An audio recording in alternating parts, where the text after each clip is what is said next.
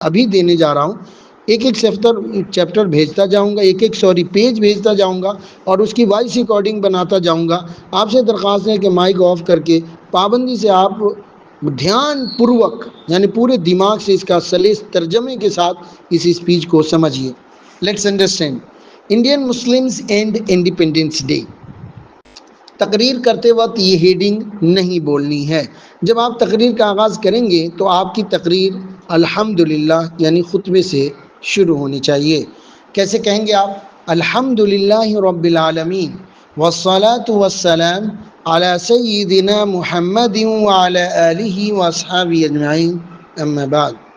اس کے بعد نہایت ہی اچھے انداز میں آپ اس خطبے کا انگریزی ترجمہ پیش کریں، کچھ اس طرح جیسے میں پیش کر رہا ہوں۔ All praises be to Allah, the creator of the worlds. May peace and blessings be upon our Prophet Muhammad sallallahu alaihi wasallam and upon his family and all his companions. Brothers and sisters, آپ کی جو تقریر کا انداز ہے وہ بہت fast بھی نہیں ہونا چاہیے اور بہت سولو بھی نہیں ہونا چاہیے۔ تو آپ کوشش یہ کریں کہ بہت زیادہ فاسٹ نہ کریں اور بہت زیادہ سولو نہ کریں، صحیح انداز سے آپ تقریر پیش کریں، انشاءاللہ تعالیٰ بہت اچھا رہے گا۔ اس کے ایک مرتبہ ترجمہ پر دھیان دیتے ہیں۔ All praises be to Allah، تمام تعریفیں اللہ تعالیٰ کے لیے ہے۔ The creator of the worlds، جو سارے جہاں کا رب ہے۔ May peace and blessings be upon our Prophet محمد صلی اللہ علیہ وسلم، درود و سلام نازل ہو ہمارے پیغمبر محمد صلی اللہ علیہ وسلم پر، and upon his family and all his companions، اور آپ کے تمام آل و اولاد پر اور آپ کے تمام صحابہ کرام پر۔ اس کے بعد دوسرے پیراگراف میں آپ دیکھیں گے کہ میں کچھ اردو زبان کے اشعار پیش کرنے جا رہا ہوں۔ یہ اشعار سے ہماری تقریر میں جان پیدا ہو جائے گی، کیونکہ اگر پیور آپ انگلش میں بولتے جائیں گے، ایک لفظ بھی آپ اردو کا نہیں بولتے ہیں، درحال کہ آپ کے جو سامعین ہیں، جو آپ کے مخاطبین ہیں، وہ اردو داں ہیں یا ہندی داں ہیں، تو مزہ نہیں آئے گا۔ لہذا نمک مرچی کے لیے، یا آپ کہہ لیجئے کہ تھوڑا سا جوش پیدا کرنے کے لیے، آپ لوگوں کو تھوڑا مجلس میں گرم جوشی پیدا کرنے کے لیے آپ اسے یوز کر سکتے ہیں۔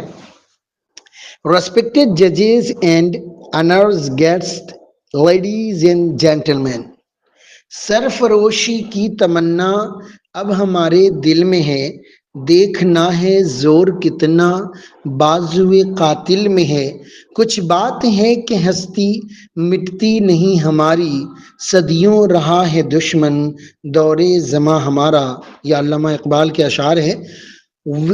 اے وطن تیرے لیے دل میں محبت آج بھی ہے، قربانیوں کا جذبہ ہر ایک مسلمان میں آج بھی ہے، ہندوستان ہمارا ہے ہم اس کے رکھوالے ہیں، ہندوستان ہمارا ہے ہم اس کے رکھوالے ہیں، سر کٹا سکتے ہیں لیکن سر جھکا سکتے نہیں۔ Brothers and sisters، یہ ایک دوسرا پیراگراف ہم نے کمپلیٹ کیا، اور اس پیراگراف کے اندر اردو زبان کے کچھ اشعار دیے گئے ہیں۔ اسے جس انداز سے میں نے پڑھا ہے، کوشش کیجئے کہ آپ اسی انداز سے اسے پڑھیے۔ اب اگلے پیراگراف میں دیکھتے ہیں۔ Dear brothers and sisters، میرے معزز بھائیوں اور بہنوں، on this auspicious occasion، آج کے اس پرمسرت موقع پر، I am going to deliver a long speech on the topic of Indian Independence Day۔ یہ شارٹ کو لانگ کر دیجئے گا۔ میں ایک لمبی تقریر پیش کرنے جا رہا ہوں یوم آزادی کے موضوع پر۔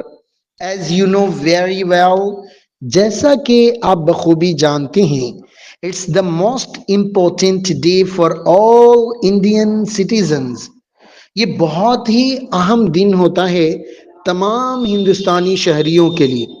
It's the day when we got freedom from the British rule after a long and hard struggle۔ یہ وہ دن ہے جب ہم انگریزوں سے آزادی حاصل کیے، ایک لمبے مجاہدے کے بعد اور سخت قربانیوں کے بعد۔ یہ قربانیاں کن کے جانب سے پیش کی گئی؟ اگلے صفحہ پر موجود ہے۔ By the great freedom fighters of India, اس کے لیے میں ایک نیا صفحہ بھیج رہا ہوں اور پھر اس کی وائس ریکارڈنگ بھی سنتے رہیے گا۔